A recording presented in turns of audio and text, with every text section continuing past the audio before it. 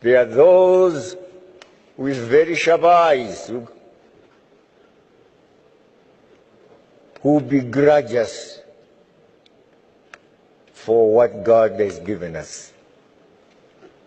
They wish our oil was theirs. They wish our diamonds and gold and all we have by way of underground wealth, all that wealth they wish was their own. How can these natives continue to have that? And when they look at their little island, the little British Isles there, naked with nothing to offer, except now the remains of coal, which they are burning every day. When they look at us and America, which is vast territory, with all those automobiles, the flying ones and the ones that run on our roads, the railways, the trains, and they say, the oil we have is not enough, the fuel we have is not enough to sustain us, not enough diesel. Let us store this, ours. There is loss in Africa. They don't know what to do with it in Africa. We will get it by hook or by crook. And they cause wars where there has been peace. Suddenly there is war.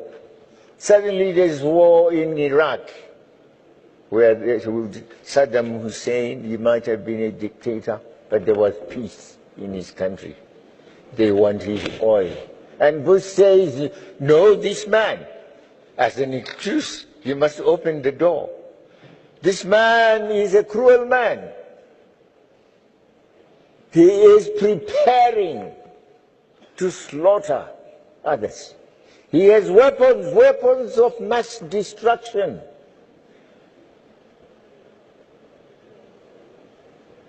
Poor Saddam Hussein has no media. He cannot answer properly. He cannot defend himself and protect himself. He has weapons of mass destruction.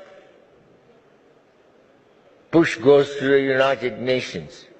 No, the United Nations cannot sustain it. No.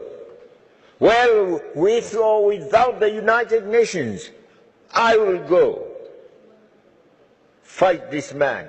He is a danger to the world. And little Bush says, sorry, little Blair says, I'll follow.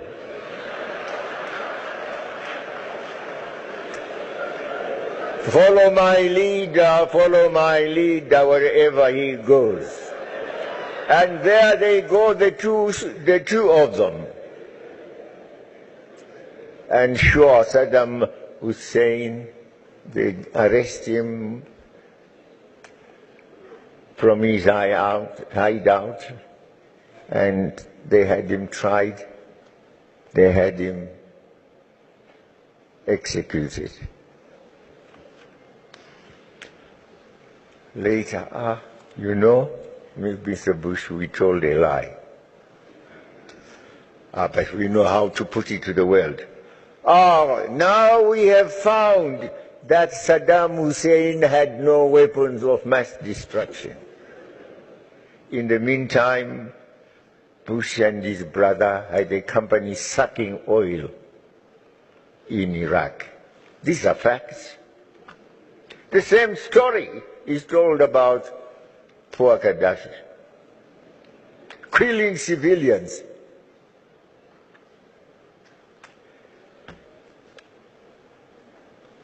This comes to the United Nations Security Council, Chapter 7. They get the NATO powers, the 2/3 majority. And there they go, all of them. The leader of Britain, the leader of France, the leader of Italy, Berlusconi. You know, I never knew Berlusconi loved fights. I knew he loved women.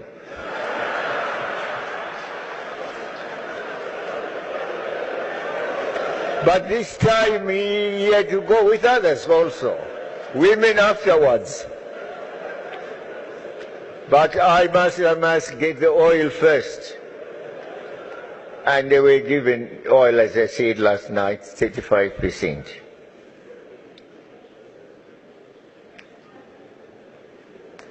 Gaddafi is killed, alongside children, also killed. I don't know whether 1 or 2 children are still alive. Now look at the turmoil there is in Iraq. Look at the turmoil there is in Libya. All that to confuse the situation so they can have an excuse to go in and draw, if you will, as we fight each other. They are busy drawing fuel and enriching themselves. The same problems are caused us elsewhere. And there are others that we ourselves can prevent, that begin amongst ourselves. Tribalisms, racisms, failure to agree on politics, which way we should go, who should rule, who should not. And we put a yoke on around our necks. We say,